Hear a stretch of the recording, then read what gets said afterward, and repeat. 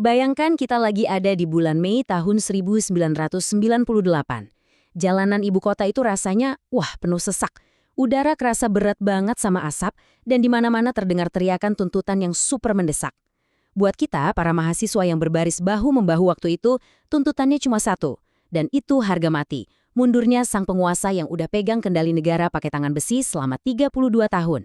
Nah, selamat datang di pembahasan materi kita kali ini. Hari ini kita bakal ngebedah bareng-bareng soal warisan ganda dari era Orde Baru. Oke, mari kita selami ini. Pertanyaan terbesarnya tuh begini. Kenapa sih kita-kita yang masih muda ini sampai harus turun ke jalan di tahun 1998? Nah, buat paham gimana klimaks ini bisa sampai meledak, kita nggak bisa cuma ngelihat dari ujungnya aja. Kita harus memutar waktu sedikit ke belakang dan ngelihat gimana sebuah negara yang tadinya sempat diagung-agungkan sebagai keajaiban ekonomi, pada akhirnya malah sampai di titik didih yang udah nggak tertahankan lagi. Bab 1, membangun ilusi macan Asia. Nah, buat paham soal keajaiban tadi, kita harus nengok ke fondasi awal yang diwarisi sama rezim Orde Baru. Pas ngambil alih kepemimpinan setelah masa-masa kacau di pertengahan 1960-an, Presiden Soeharto tuh benar-benar mulai dari kondisi ekonomi yang memprihatinkan banget. Bayangin aja, awalnya kita ngadepin mimpi buruk ekonomi yang parah banget.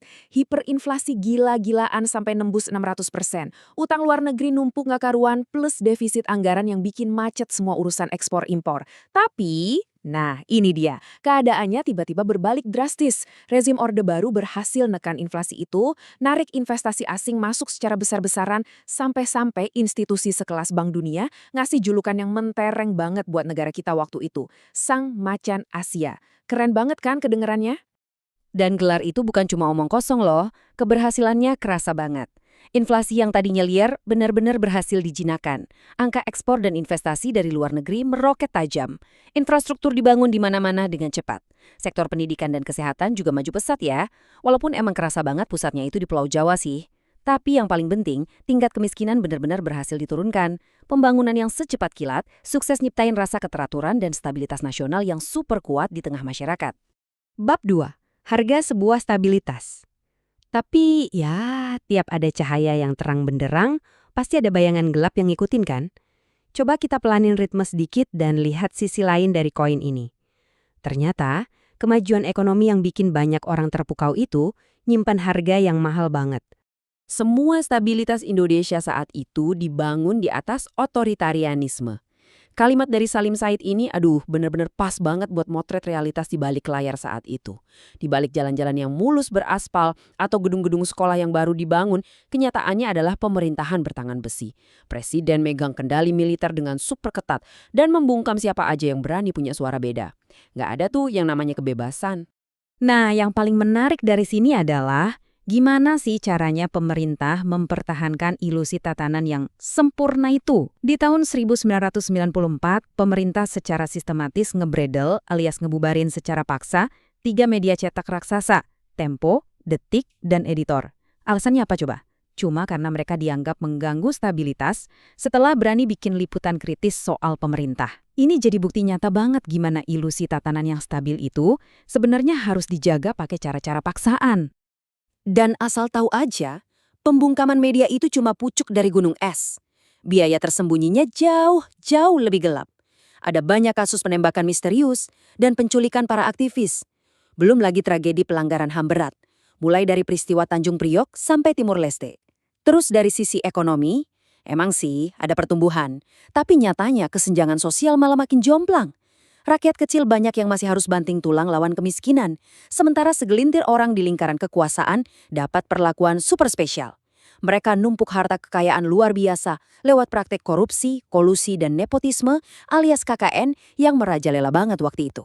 Bab 3. Krisis ekonomi dan retaknya rezim. Ketimpangan yang udah mengakar ini ibaratnya kayak api dalam sekam. Kita sampai nih ke titik patahnya, di mana topeng ekonomi yang selama ini jadi kebanggaan akhirnya hancur berkeping-keping. Dan tiba-tiba aja, satu-satunya wajah yang tersisa untuk dilihat publik ya cuma penindasan otoriter itu sendiri. Semua berubah secara dramatis di tahun 1997. Tahun ini benar-benar jadi titik balik yang fatal ketika krisis moneter Asia ngehantam wilayah kita tanpa ampun sama sekali. Hancurnya ekonomi kita waktu itu benar-benar kayak efek domino yang ambruk dalam sekejap mata. Nilai tukar rupiah terjun bebas. Ini langsung bikin inflasi meroket lagi tak terkendali. Seketika banyak banget perusahaan yang tiba-tiba megap-megap ngadepin krisis keuangan parah. Pemerintah sih sempat nyoba ngambil pinjaman dari bank asing, tapi ya percuma. Soalnya akar masalah utamanya itu bukan di sektor perbankan, tapi di sistem yang dari dalamnya emang udah keropos. Cuma butuh waktu sebentar, stabilitas ekonomi yang selama ini selalu dipakai buat ngebela kuatnya rezim, musnah nggak bersisa. Bab 4. Runtuhnya 32 tahun kekuasaan. Nah, hilangnya benteng ekonomi ini benar-benar ngerubah segalanya. Dari kacamata kita, para aktivis mahasiswa waktu itu, hancurnya jaring pengaman ekonomi ini bikin anak muda sadar kalau kita nggak bisa diam lagi. Kita akhirnya tumpah ruah ke jalanan, nuntut reformasi total sampai ke akar-akarnya, dan pastinya nuntut Soeharto buat mundur. Eskalasinya benar-benar cepat dan tegang banget. Berawal dari ekonomi yang hancur di tahun 1997, aksi protes membesar di awal tahun 1998. Jadi, titik krusialnya adalah di tanggal 12 Mei 1998, tragedi Trisakti, di mana 4 nyawa teman mahasiswa kita melayang akibat bentrokan sama aparat. Tragedi berdarah inilah yang jadi pemantik, ibarat nyulut tong mesiu yang meledakkan kemarahan publik dalam skala raksasa yang nggak mungkin bisa dipadamkan lagi. Terus apa yang terjadi? Segala tekanan itu akhirnya ngebuahin hasil.